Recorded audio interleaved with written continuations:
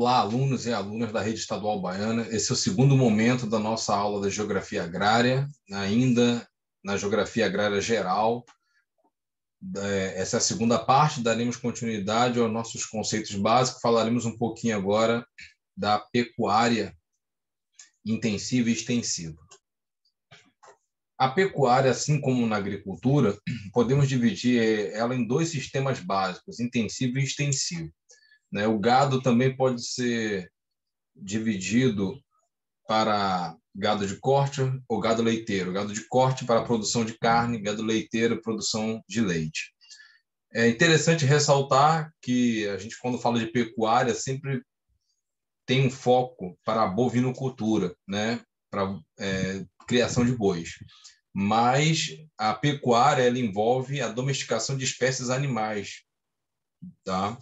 Então, quando a propriedade se dedica à domesticação de espécies e à criação de espécies animais, ela está desenvolvendo pecuária de uma forma geral, seja ela de equinos, bovinos, suínos, caprinos. Tá? Destacaremos aqui a pecuária bovina. Tá? Então, o Brasil é um dos maiores produtores de carne do mundo.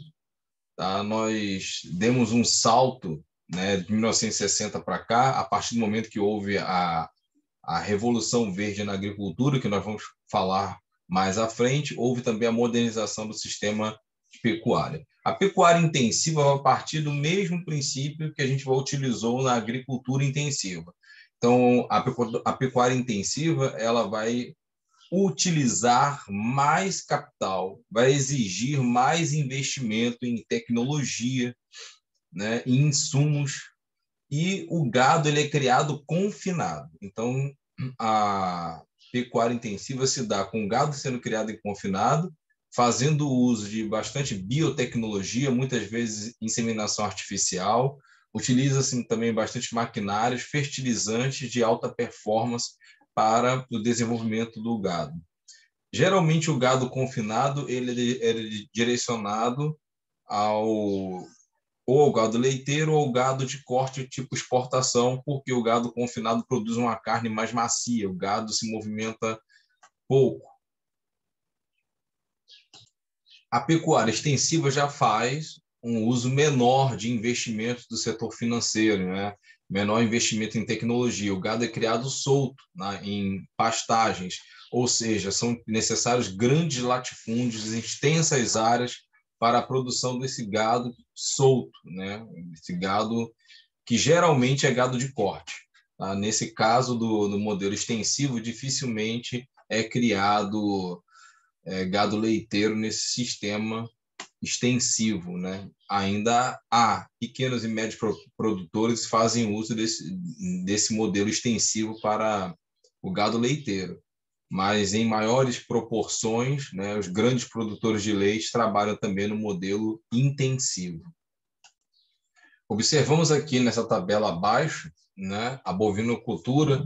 Nós temos a Índia com o maior rebanho, Brasil, China e Estados Unidos. A maior produção de carne nos últimos anos ainda tem ficado com os Estados Unidos, seguido do Brasil. O Brasil deu um salto, ele estava colocado em quinto nos anos 60 e saltou para o segundo maior produtor de carne mundial. A Índia tem o maior rebanho, mas lembrando que por questões religiosas, a vaca, o boi e a vaca é um animal sagrado para os indianos. Então, não tem essa grande produção de carne. O Brasil é o segundo produtor, mas ele lidera as exportações de carne. O Brasil é o maior fornecedor de carne para o mundo. Se o Brasil é o segundo maior produtor de carne do mundo, no leite nós somos somente o sexto maior produtor de leite do mundo. A União Europeia lidera a produção de leite, seguida por Estados Unidos, Índia, e o Brasil tem uma parcela de 6,2% da produção de leite mundial, encontra-se na sexta posição como produtor de leite. Voltando nossos olhos para a agricultura novamente, falaremos um pouquinho agora sobre os organismos geneticamente modificados, ou seja, os transgênicos, OGM. São organismos que, mediante técnicas de engenharia genética, contêm materiais genéticos de outros organismos. Então, o organismo geneticamente modificado já é uma semente produzida no laboratório bem evoluída, diferente da semente híbrida. A semente híbrida não pode ser produzida no laboratório também e não pode ser confundida com a semente transgênica, porque a transgênica, por exemplo, uma semente de soja, ela pode ter o gene de outra espécie que não seja soja vegetal, ou de um vegetal, por exemplo, como é a pesquisa atual da UFRJ sobre a soja, que estão criando uma soja adaptada aos solos ácidos do Cerrado brasileiro, justamente para diminuir a quantidade de insumos químicos utilizados na fertilização do solo. Então, vão adicionar genes de vegetais nativos específicos já do Cerrado, né, de plantas do Cerrado, na soja, para que a soja se adapte. Então, observe que é feito adicionado genes de outros vegetais, além daquele que você está desenvolvendo. No híbrido, é apenas um cruzamento de tipos de espécies do mesmo vegetal, tipos de soja que são cruzados, ou se você for produzir arroz, tipos de arroz diferentes, são feitos cruzamentos entre o mesmo tipo de produto, né? Os transgênicos, eles hoje no Brasil, em termos de algumas safras, eles lideram a produção, como no caso da soja. A maior parte da soja plantada no Brasil vem de sementes transgênicas, né? Os transgênicos, além de usar genes de outros vegetais, eles podem usar também de outros organismos, né? Como para tornar uma planta, por exemplo, mais resistente a um inseto, a um fungo, um vírus ou uma bactéria, que diminuiria o uso de herbicidas. Então, uma das vantagens do transgênico é justamente diminuir, por exemplo, o uso de agrotóxicos, de herbicidas, né? Desses elementos químicos que podem ser venenosos, literalmente, para nós, seres humanos. Então, essa é uma vantagem. A grande desvantagem do transgênico é a diminuição de biodiversidade. Esse é um problema grave do transgênico. A produção de uma planta transgênica exige aqui que alguns passos sejam cumpridos. Então, por exemplo, identificação e isolamento dos genes de interesse, a inserção daquele gene de interesse no organismo que vai ser alvo, né, de beneficiamento. Deve ser feito um estudo para a aprovação de biossegurança. São feitos testes de biossegurança, tá? Então, o transgênico, a grande preocupação que se tinha era quais as consequências do consumo de transgênico pela espécie humana. Hoje existem estudos, né, que não, pelo menos não, vamos dizer assim, não veem grandes prejuízos ou grandes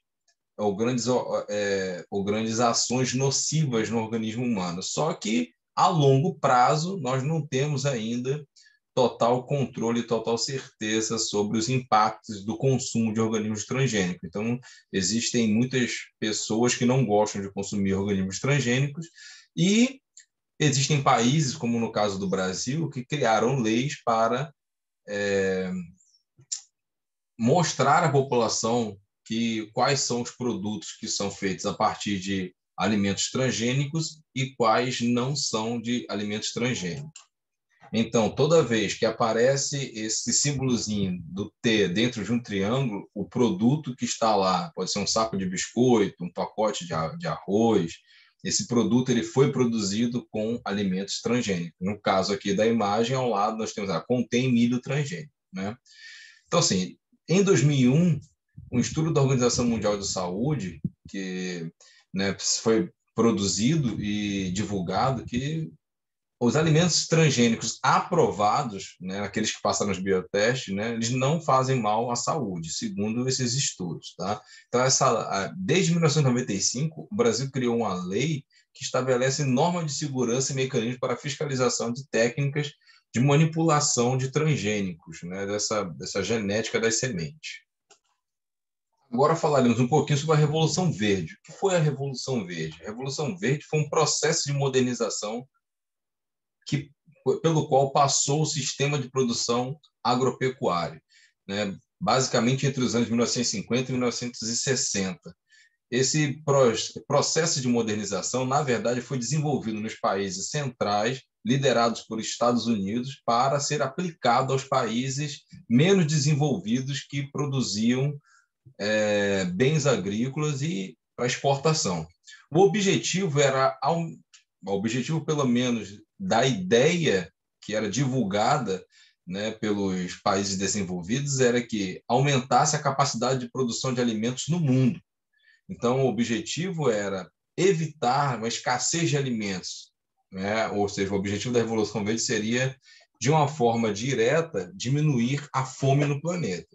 Sendo que outros interesses indiretos corriam junto com essa ideia da Revolução Verde. Por quê? Essa Revolução Verde tornou vários países em desenvolvimento, ou seja, países semiperiféricos e periféricos, entre eles o Brasil, dependente da tecnologia produzida nos países desenvolvidos, como Estados Unidos e na União Europeia. Então, principalmente, a Revolução Verde vai dar um salto na produção de semente e na produção de insumos agrícolas, como fertilizantes, pesticidas. Tá? As sementes híbridas vão surgir nessa época, produzidas em laboratório. Sementes produzidas em laboratório, vendidas por as grandes empresas, como a Monsanto, né, e como a Bayer. A Bayer e a Monsanto juntas controlam cerca de 70% dos insumos agrícolas, né, mundiais. Ou seja, o mundo hoje depende desses insumos para a produção. Então, a Revolução Verde, que ocorreu nos anos 50 e 60, tornou os países menos desenvolvidos cada vez mais dependentes desses insumos. Claro, existem leis de patente que protegem a tecnologia desenvolvida, né? A biotecnologia desenvolvida na produção de sementes. As sementes produzidas desses bens agrícolas, elas não se autorreproduzem, ou seja, o produto agrícola derivado daquela semente ele não é capaz de se reproduzir, justamente para fazer com que o produtor agrícola vá à empresa e compre né, novas sementes e invista totalmente nisso. A agricultura intensiva ela acaba gerando esse espiral de dependência, né? Porque além da dependência de sementes, a cada ciclo de plantio, né, que para ter uma produtividade maior, exige-se mais fertilização do solo. Né? Quanto mais se estabelece uma monocultura, por exemplo, como a soja, aqui no Brasil, na região do Cerrado brasileiro, a cada ciclo a soja tira aquele mesmo conjunto de nutrientes do solo, exaurindo o solo, provocando a erosão do solo. E a cada ciclo de colheita e plantio, ou de plantio e colheita, o produtor tem que gastar mais do que na vez anterior, né, mais do que o ciclo anterior, mais dinheiro investindo mais na fertilização do solo. Outro problema é que isso impacta diretamente no preço dos produtos comercializados, né? Mesmo os bens agrícolas no Brasil, porque os insumos são importados. Então, isso também nos deixa aí à mercê do mercado internacional e do câmbio internacional, né? Ou seja, a variação de moedas estrangeiras, como o dólar e o euro, impactam diretamente a produção de bens agrícolas no Brasil. Tá? Países que se destacam na tecnologia, na biotecnologia, na tecnologia, né, de produção de sementes, insumos fertilizantes, são a Alemanha, por exemplo, e Estados Unidos, né, que eram detentores, vamos dizer assim, das duas maiores empresas, a Monsanto estadunidense e a Bayer alemã. Estava em curso a proposta de fusão, né, das duas maiores e das duas gigantes, duas maiores empresas de insumos agrícolas do mundo. A Revolução Verde realmente aumentou muito a capacidade de produção, mas direcionando a produção, como ela exige, vamos dizer assim, muito investimento, os produtos utilizados, né, para investir são aqueles produtos voltados, são as commodities, aquelas que atendem o interesse das grandes empresas internacionais. Então, esse discurso de que a Revolução Verde era para matar a fome no planeta, ele não cola muito bem quando a gente observa que a maior parte dos produtos comercializados e produzidos que foram beneficiados pela Revolução Verde são bens de exportação que não são bens alimentícios, ou seja, que são consumidos diretamente por nós, seres humanos, como, por exemplo, são consumidos, mas não são bens fundamentais à sustentação da saúde e alimentação de nós, seres humanos, como, por exemplo, o açúcar, como o cacau, como, por exemplo, o algodão, né? A cana-de-açúcar ela vai tanto para a produção de açúcar como a produção de etanol. Tá? A soja, que é o Brasil é um dos maiores produtores do mundo também, ela é direcionada para o setor da ração animal, ou seja, vários bens agrícolas que são hoje produzidos no Brasil foram beneficiados pela Revolução Verde. O algodão é para atender a indústria têxtil, são produtos que não vão diretamente para o prato do povo brasileiro, e sim para atender a demanda das grandes empresas multinacionais. Muito bem, galera. Finalizamos aqui, então, o segundo momento da nossa aula de Geografia Agrária. Falamos nessa aula um pouquinho sobre a pecuária intensiva e extensiva, falamos sobre alguns transgênicos e sobre a Revolução Verde. Galera, quem vos fala aqui é o professor Aldo, do canal Papo Geográfico. Um abraço a todos e até a próxima. Fica ligados que a próxima já falaremos sobre a geografia agrária do Brasil, voltando especificamente os nossos olhos para o processo de ocupação de terras no Brasil, processo histórico de formação do campo brasileiro. Um abraço e até a próxima.